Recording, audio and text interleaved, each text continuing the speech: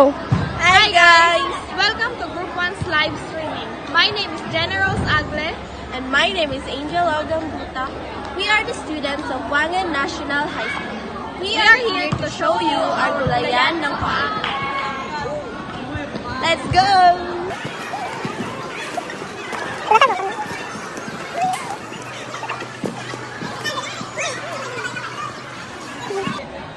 In gulayan ng Paralang, we have here a kangkong. Kangkong is a good source of calcium and vitamin B and C. Sa atong gulay na Paralang guys is natay klase-klase nga gulay such as kalabasa, squash, and napoy sweet potato. Dara dagan pa ni siya guys, na ay talong, na ay sigarilyas, and wait, patola kinuri. tapos sitaw. Here, sitaw. Sitaw is a good source of folic acid and significant source of iron. So, napo di ay Lemongrass or ano guys, tanglad. yeah. Moninaw sa tanglad. And ang gulayan sa Paralang po di ay kay na ay bulak and napoy tangkong.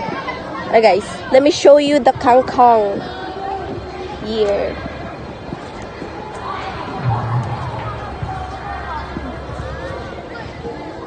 Ay ginger, na ay ginger. Luya. Tambok kayo siya guys. Ano siya?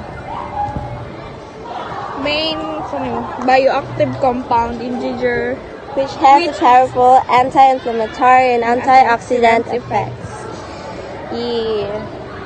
So, kuya kaya ang tangko kay nakabitay. Sa amo manggod ang tangko kay nasa basakan, wala sa ano, inani.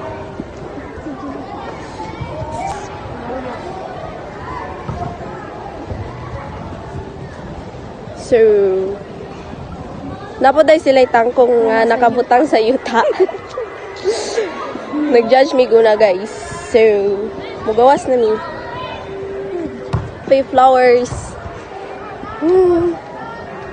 Bye-bye!